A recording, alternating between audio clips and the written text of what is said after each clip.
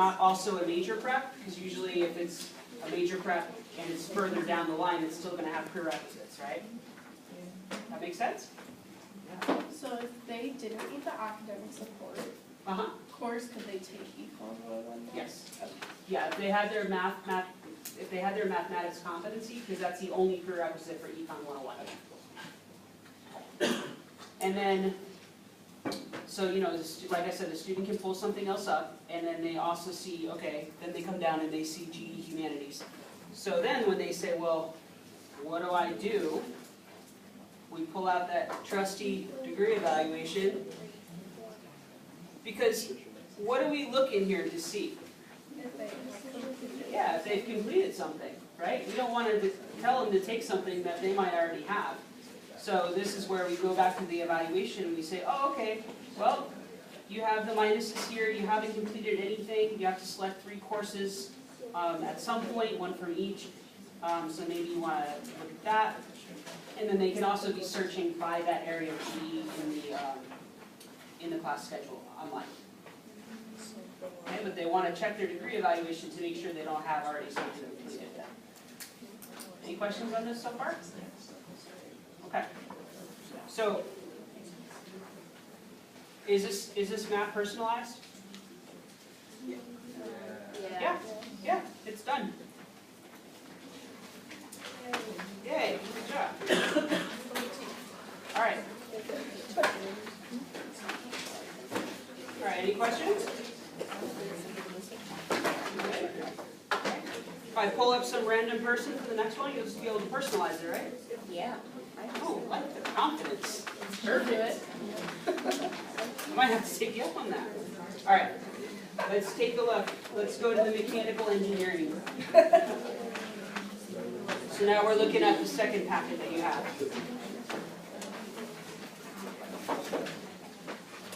Okay, so same setup. What the degree evaluation is, contact information, the legend.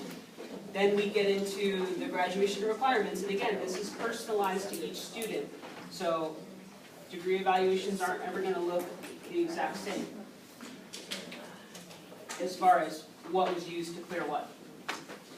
So in this student's case, they have the competency requirements completed. So there's an okay, there's 2+ marks. That student doesn't have to worry about that requirement. They can move on. The GUAR, which again is, as a junior, that's a requirement that they'll be addressing at that point. Then we move on to the American institutions. So we see that this student needs all 3 components: unit, resident, and GPA requirements. And then we move into the general education requirements. So first up, we see on this student, the communication and critical thinking, we see a plus sign. So on the right-hand side, it's going to tell you how the student completed this requirement. So they took an AP English exam, and they got credit for RWS 100. Okay? Then we have the foundations, natural sciences, and quantitative reasoning. So the student hasn't completed anything in that area yet. Then we come down to the social and behavioral sciences, and it looks like the student took another AP exam. So now we have an AP exam for Econ, and it gave them credit in Econ 101. So of this list, how many courses do they need here? 3. 3 from 2 different departments. So they have 1, Econ 101, and now they'll need 2 more. Now, remember, even though the map is just a general guide, it is also handy because it tells you if major prep courses are going to double count with GE. Okay, then we move on to the arts and humanities. Yes? Why do they need 3? Because every student needs 3 social and behavioral sciences. 3 courses from 2 different departments. So why? So, because it's... I think she's saying 2, because like they already have a plus for... Oh, yeah, so they need 2. Yeah, good, but it's 3 altogether. Sorry, was that confusing? So they just need to take 2 more. Yeah, because they have one of their three. Okay. Yep, so they have a plus sign. So you'll notice that the Econ 101 is under first department. So you see first department, second department, and additional course. Because the three becomes the two per department. So if they took another Econ class that's on this list, that would go into additional course. And then they would just need one more from a different department. Does that make sense? Sorry, confusing. Okay. Now we're going to move on to the foundations and humanities. So the student doesn't have anything completed, so they need their minimum one course from each area, select 3 courses. So one from 2, an additional course from 1 or 2. And then we have area E, which is lifelong learning and self-development. So that's there. Upper division GE, of course we're not going to really talk about too much with freshmen. And we skip right over to major requirements, and then that's when we start to look at the prep for the major.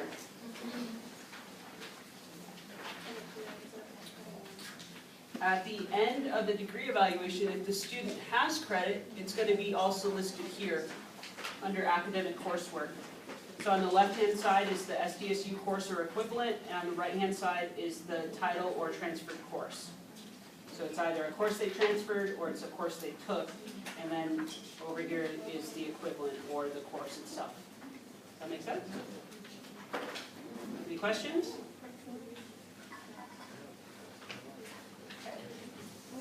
All right, so we are going to personalize this map.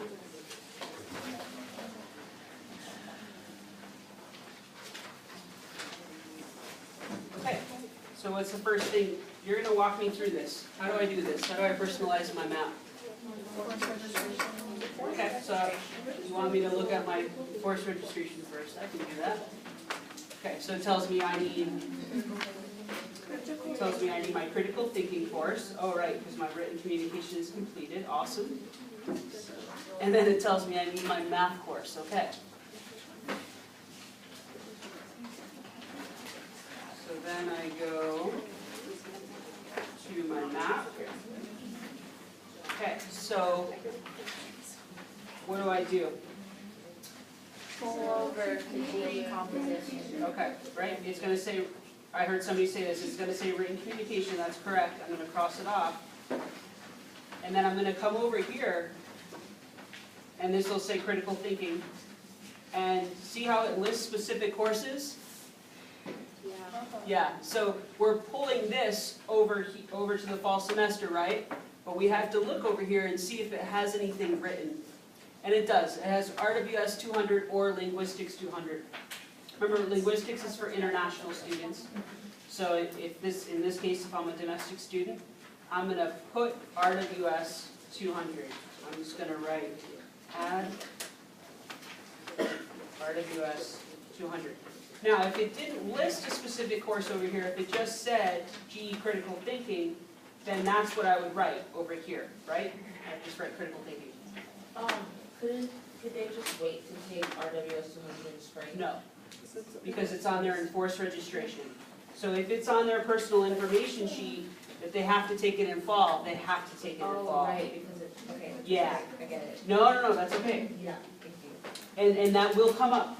Students will say, why can't I just wait? And the answer is, these are the enforced registration courses. So enforced registration courses are very specific. Every student has to take them within their first year. So if they've already completed their first one, they have to go on to the next one right away. Yes?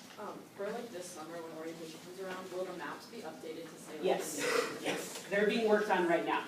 We just don't have updated maps right now.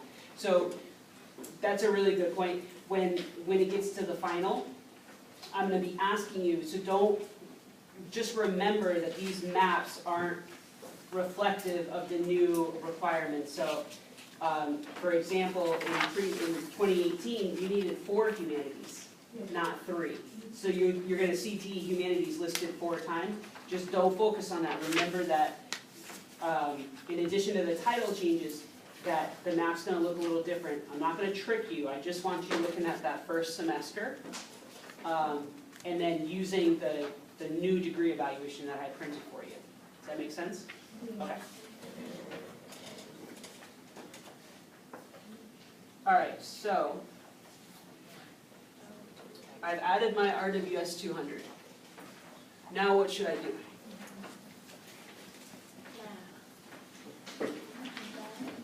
Great, can I go into Math 150? Yeah. I can? Why not? Why can't I? Make a prereq. I don't have the prereqs. What's a prereq? Math 141. Can I take that one? Nope. Ah, why not? So you don't make the prereqs. If only students were so logical. All right, so then what should I take? 105. Math 105. Do I need an academic support course? Nope. Nope, I have competency. What if I tell you, hey, you know what? I'm going to take the ALEX. So can I just go ahead and sign up for what I think I'm going to test into? No. No. Ah, Sorry. you guys. Oh, all right. You said sorry. What if I say to you, what if I say, hey, this is really weird. I took the ALEX and I scored high enough. I scored like a 95. How come the system won't let me register for Math 150? Did you stand for the third part?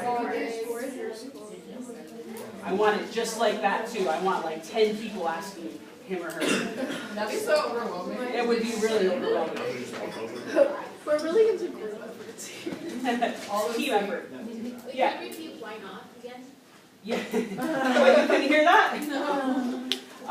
So the answer to that is, if a student says that to you, what you really should say is, okay, what you can do is sign on to your ALEX, and you can look at your test scores.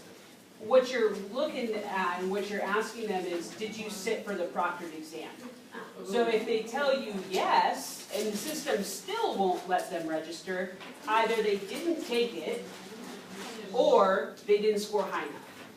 Okay? So what you can have them do is log on to their ALEX test score, and you're going to see there's going to be like 3 pies, and there's 3 parts to the exam. There's the online assessment 1, online assessment 2, and the proctored exam. If they don't have a score on your proctored exam, that means they haven't sat for the exam. That's the score we need. I might have missed this, but for this guy, when he, is it because it's a major prep? Even though under the degree evaluation it says that he's satisfied the math, he still needs to take that? No, he satisfied the math competency. He hasn't satisfied the math. What's like the difference? What is the difference? That's a good question. Can someone tell it? Just one person. What's the difference between a math competency and a math course? So what's competency based on? Like SAT scores or ACT? Math competency is based on multiple measures. Multiple measures are something that you complete in high school. So SAT or ACT scores, maybe you took an AP or a college level math. We're looking at multiple measures, so that's math competency. So if you've met the math competency, which this student has, then they can go right into their GE math or major prep math. But then they need to look at prerequisites. So then why wouldn't you put down math 105 on the math instead of 150? I'm just not there yet. Oh, okay. Yeah, because I'm asking questions. I was being a difficult student. I was asking why I couldn't go right into math. You gotta be rich for them. Yeah, and I shouldn't say the word difficult, but what I'm trying to demonstrate to you is that students will ask you questions. They're going to want to know, why do I have to take now 3 math courses instead of 1? You know, I didn't take the ALEX yet, or they say to you, I'm going to take the ALEX. And when they're asking these questions, especially when it's coming to math and the other enforced registration courses, what you can really fall back on is just explaining again to the student, and they're going to hear this several times during the day, that these are the enforced registration courses. So we have to go into them, but you can't go into the course unless you have the prerequisite for that course. So if the student then leaves and goes and takes the proctored exam at the for Alex, and gets an appropriate score, they can do what to their schedule? Substitute. They can substitute, yep. You can't drop it in forced registration course, but you can substitute it. Yes. Can't the mathematics and quantitative reasoning also be satisfied by multiple measures or something you did in high school? No, only if you did like a AP exam and you received credit for the math course. You would actually need college credit. So you can't like take pre-calculus in high school and have that count. That could be multiple measures, but it can't be a math But course. if it was an AP exam and you passed, And they scored high enough, yeah.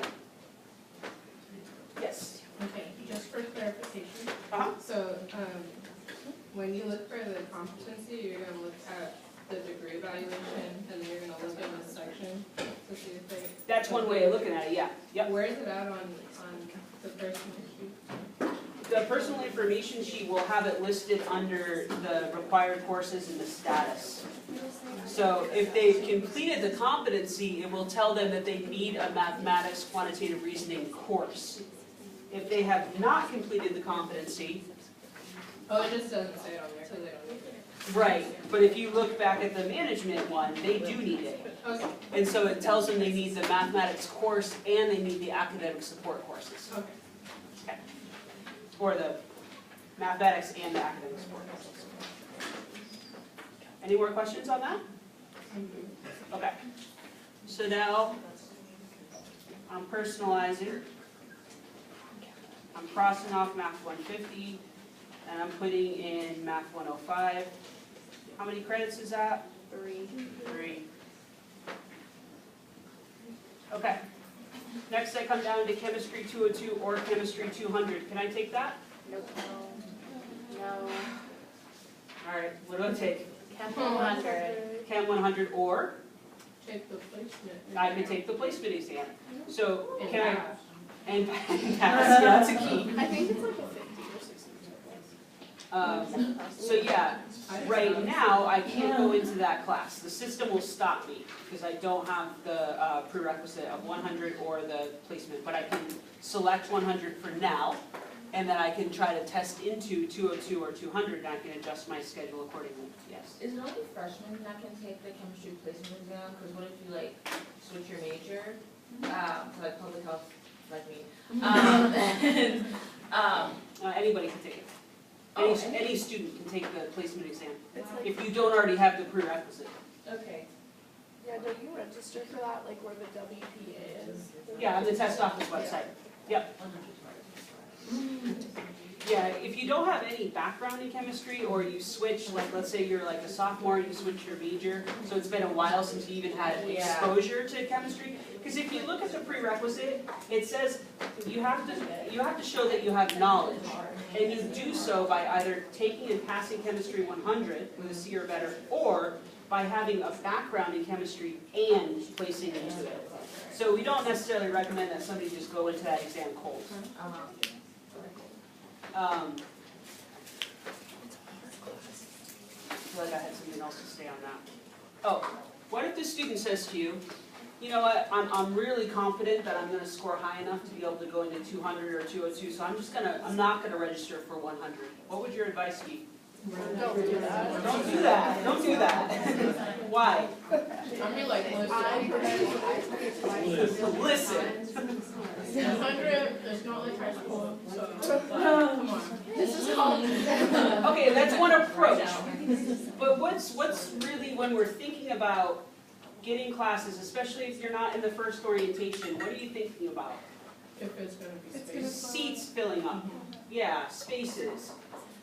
So we want to make sure that the students get a seat in the class. So it would be better to grab that 100 now, and if you test out of it, great. Then you can adjust your schedule, but if you don't, at least you have a seat. Okay.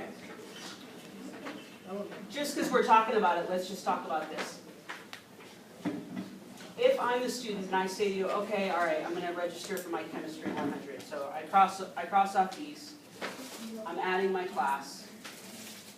How many units is Chem 100? 4. Okay, perfect, I can leave my units alone. Then I say to you, I call you back over. So it's like the 10th time I've called you over in my computer. And I say, there's no seats open. There are no seats open in Chemistry 100. What? Well, that's one approach, that's one approach. So, there's a really big difference between there's no seats open and I can't find the time I want.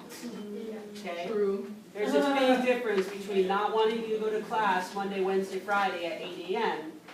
to there are genuinely no seats open in any section. We are constantly monitoring. Every single orientation is being watched, literally. Brianne is sitting in her office watching it. And she's in constant communication. She's in constant communication with, it sounded a little big brotherish, didn't it? I think she'd appreciate that, actually. The departments are working on it, registrar's working on it, it's not just one person. This is all being watched very, very carefully. So there's a really big difference between there's no seats and I can't find the time I want. So at some point, you know, we just have to explain to the student, you know, I get it, but at some point in your, how many of you have had to take an 8 a.m. class? All of you, right? We've all had to do it. Okay. Most of you, probably 99%. And those of you who haven't, let me know your name. I'll fix that. I'm just kidding. I'm just kidding. But this is really, this is an important part, because when the students are talking to you, this is where you could say, you know, you can bring your own personal experience to it and say, you know, I get it, but at some point, this is what's going to happen, so, you know, just find nice ways of saying it, yeah. Okay, so what happens if, what you mentioned, there's no seats available? What will you do? Or what would we tell you? At that point, you would come grab one of us, one of either myself or a colleague of mine from my office. Because again, there's multiple eyes on this at all times. So we would just have to start looking at it and getting the departments involved. So there is a solution? What's that? There is a solution? Hopefully. I just want to say that this whole situation with K100, 200 happens all the time, especially for HHS.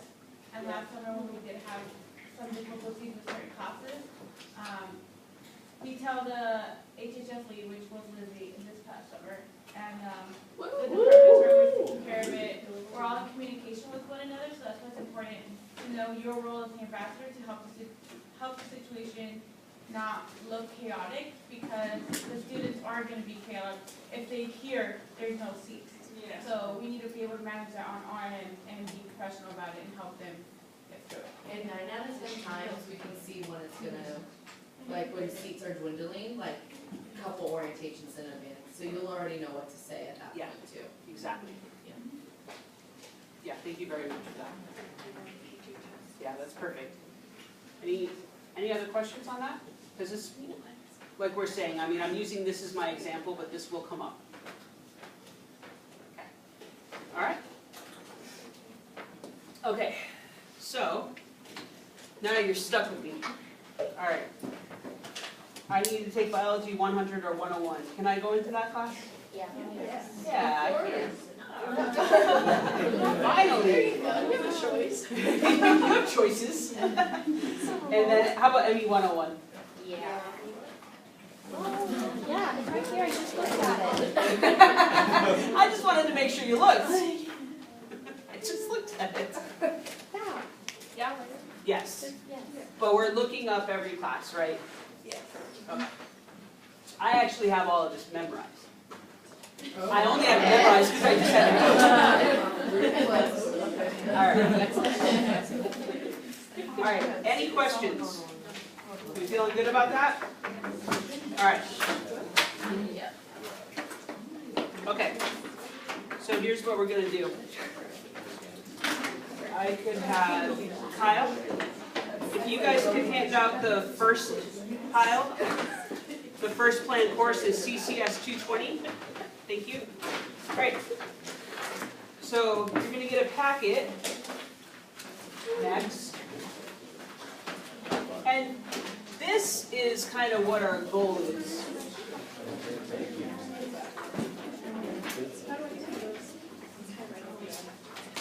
So,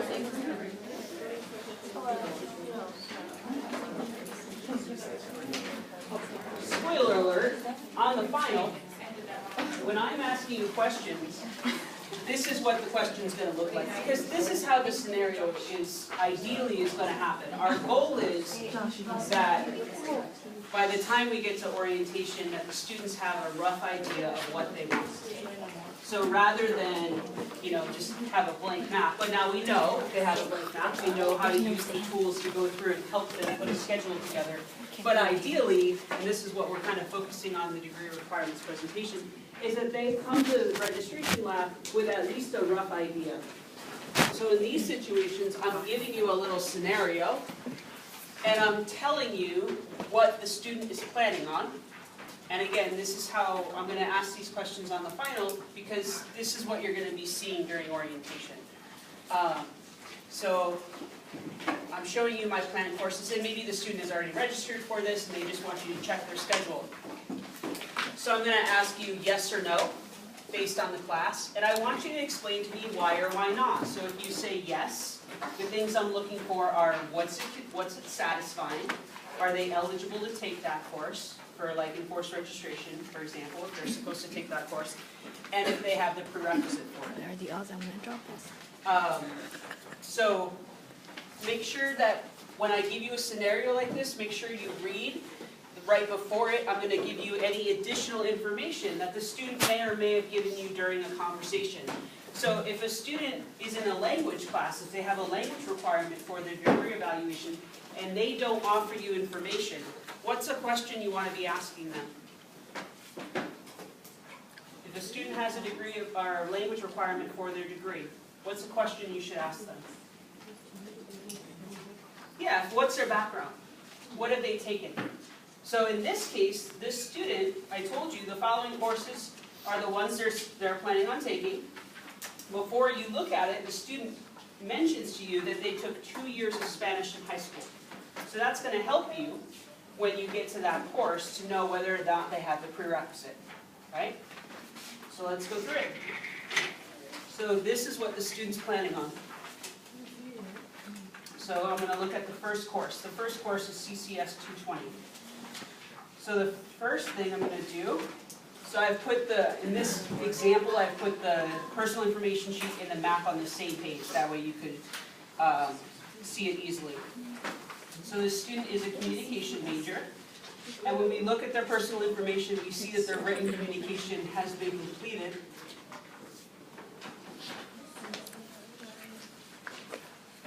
And under composition, they need to register, or under communication, or written communication, they need to register for a critical thinking course. Does everyone see that? Okay. So then, you look at the map.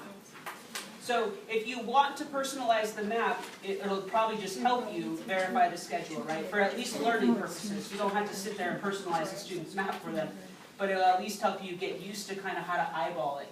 So what I would do in this case is I'd come up here because I know that they are completed with their written communication and they need their critical thinking. And it doesn't have a specific course listed, so I'm just going to write in critical thinking. So now I know they need that course. So then, if you want to bounce back and forth, you can. So it's up to you. If you want to personalize that whole term first and then look at the schedule, you can do that. If you want to go back and forth, you can do that. What would your preference be for me to do? For learning purposes. Does anyone have a preference? Personalize it first? Okay. This is just to get you used to how to do it, and then to be able to look at a schedule. Does that make sense? All right. So then we come down to the next course, which is TOM 103, and we come down to enforced registration, and we see that the student does need to register for their oral communication, so we're gonna leave that be. They're a communication major, so we can see that it's also gonna be a major prep, so we just leave that alone. And then they don't have any specific courses listed. So at this point, then we look at what they're proposing they want to take. So the first class is CCS 220. So I went in order with how the map has it. There's a question, is it 220 or what? Yeah, is it We're gonna look at that right now. Oh. So we know based on their personal information sheet, we personalize their map. We know that they need their critical thinking course. So we see they want to take CCS 220. So what we're gonna do is we're gonna pull out their degree evaluation, and you have their degree evaluation. You're gonna go to the communication and critical thinking. You see where they have the plus sign for their written communication. And then, I wrote the wrong course, didn't I? Oh, RW, is it RW? Wait, No. 200. It should say 200, not 220. So they don't have to take RWS 200 because they don't have a specific course listed for critical thinking. So they could take anything listed here, but I'm sorry, I wrote 220, not 200. So just cross off 220, change that to 200. And so what's our answer? Yes. Yes. And why or why not? Or why? Satisfies G, critical thinking. It satisfies critical thinking, and it's one of the approved courses on the list. And I am looking for, it doesn't have to be exactly in those words, but I am looking for the reason. Because I need you to demonstrate to me that you're going all the way through, that you looked, you said, okay, they do need it, and yeah, that's one of the ones that satisfies it because it's listed on the degree evaluation.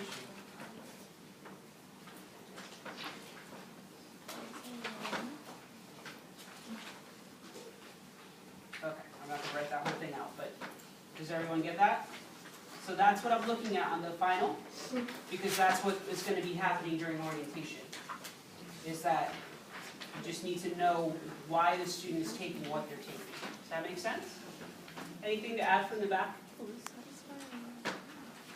Okay. Thanks for the encouragement, Josh. All right, so let's move on. So the next one, the student is planning on COM 103. So when we come back to that map that we personalized, we left that be because we know they need that. If we look up the prerequisite, we'll find that the student is good to go to take that COM 103. So we put a yes, and then why.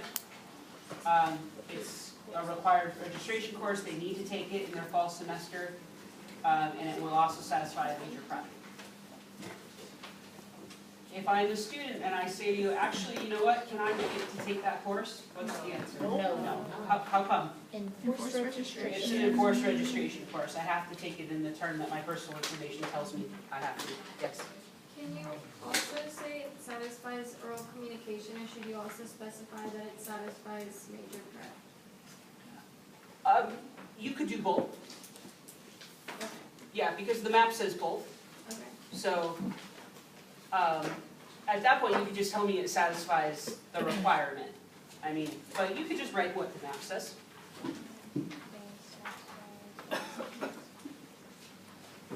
Okay, any other questions? Yes? And they have to take COM 103 because it's like specified on the map? Yeah, Okay. yeah. If it didn't have a specific course listed, then they could take anything that's listed on the oral communication section.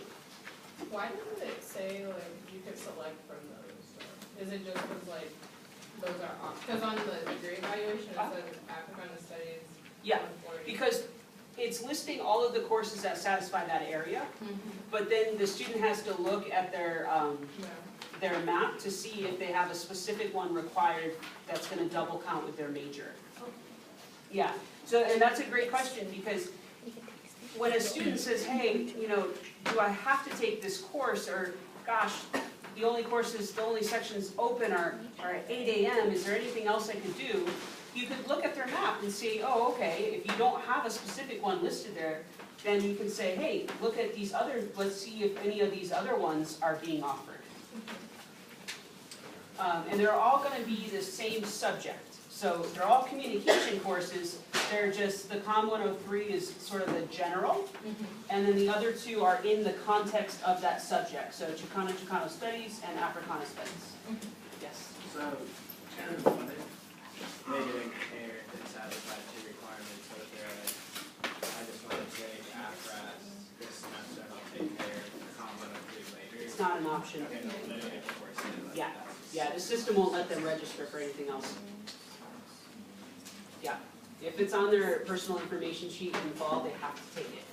Now, you might get, hey, well, not for oral communication, but you might get, hey, I took an AP exam, we just don't have the credit here, can I just wait? What's the answer? No. It's a timing thing at that point. So the student would have to register, and then what we recommend at that point is if the student, check the AP chart, if they know for sure that they're gonna get credit in that, we recommend that they rush the scores to us. That way they can adjust their schedule. Any other questions? These are great questions. Okay.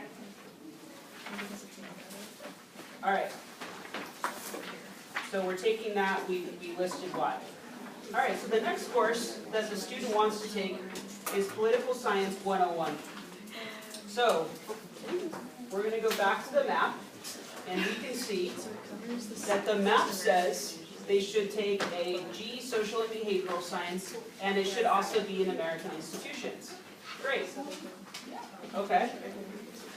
So, should they take it? Yeah? Well, let's take a look at the degree evaluation before we answer that question. Did we look at the evaluation? Yeah, it says DE and American Institute. Yeah. Okay, so what is this student I wouldn't completed? recommend it. Poli-sci 102, Sure. So, AP credit. Oh. okay, so they did 102 for AP credit. Which So I they, wouldn't recommend it, but they could take it as a social, but I wouldn't recommend it. why wouldn't you recommend it? Because then they'd still have to take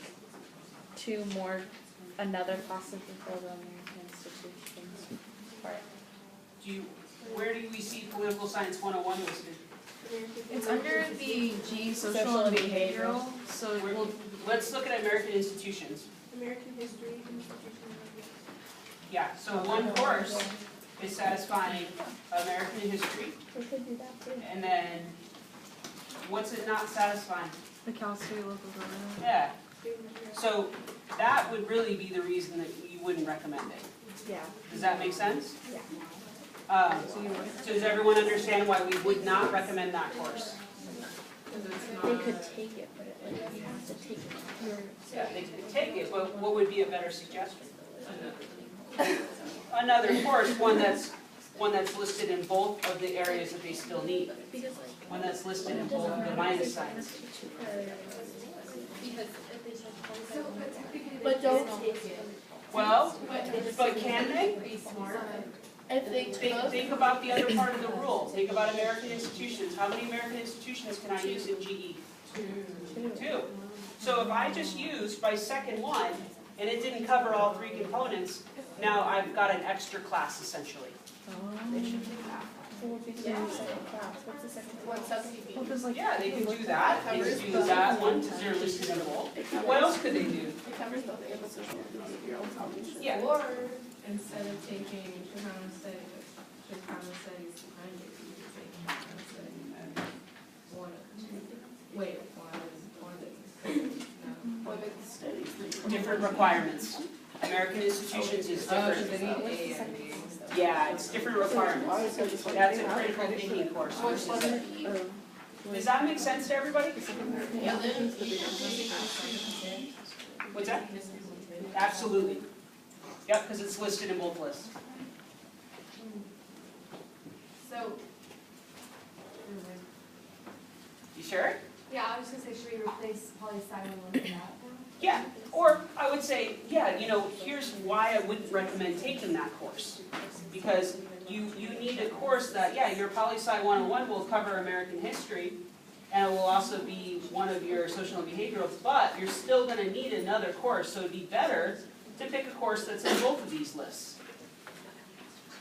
Does that make sense to everybody? So that'd be the reasoning, like better to select a course that covers. That would be why you're recommending not to take it, yeah. Yeah, because it would be better to take a course that covers both of the areas they need. So that's where the degree evaluation, again, is really coming in handy. Does that make sense to everybody? Okay. So you can list a specific course if you wanted to, or actually I want you to say yes or no, and then why. So the answer is because it's not going to clear both American institutions.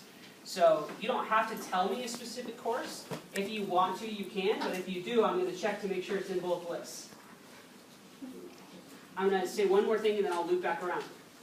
If the student tells you that they want to take a 300 or a 400 level American institutions, why would you say no?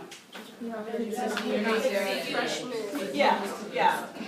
That we really want you sticking with the 100 and 200 level courses because you're at that level. 300 and above is really designed for juniors. Yes, did you have a question? So the 102 doesn't count because it's like advanced placement? That's correct. That's a great question. Did anyone else catch that? Yeah. The 102 is not counting in the California state and local government because it's advanced placement, and advanced placement is a national exam. Yep, and this is a state requirement. Yes. Would you have to also check to see if it applies to social and behavioral, or do all of it? As long as it's a 100 or 200, it will automatically, and as long as the student hasn't maxed their 2 only. Okay. So we said no, we said why. And it's just for time's sake that I'm not writing out the explanation, but everyone understands why, right? Yeah. Okay, great. All right, so the next course, so we helped them adjust their schedule. The next course is Spanish 102. So we come back to the degree evaluation, and if the student has a language requirement, it's going to be listed right after American institutions. So they do have a language requirement, they have not completed it. They told you something important. What did they tell you? Yeah, that they took 2 years of high school Spanish. Is that the prerequisite for 102? Yes. It is. So yes, they can stay in that class. And the reason it will, it goes toward, it's a prerequisite, which will do what? Will clear the language requirement. It's also going to be, a humanities, right? Yep. Yeah. So, and that's good news for the student. You want to know why? Let's check it out. Check this out. Look at this student. They took AP Art. They got Art 258 credit. So they're going to take what for Spanish? They're going to take 102 and then what? 201 to clear the language requirement. What's that going to do? Clear their humanities. Yeah. What's that? Spring semester, right? Or What? like clearing the humanities, because right now they're just taking Spanish 1 and 2. That's correct, but But they it's setting them up for. exactly. Okay. Yeah, exactly. Because they're going to need 201 anyway. So that's a nice thing to, like, when a student wants you to check their schedule. So you checked, okay, they have the prerequisite, they have a language requirement. It's going to go towards their humanities, and then you can also say, hey, you already have one of your 3. This is going to be your second, because it comes from the other group. And then the Spanish 201 that you need is going to be your 3rd GE humanities. So you're double counting all over the place. Is that good? Now when I ask questions like that in the final, that's going to become a little bit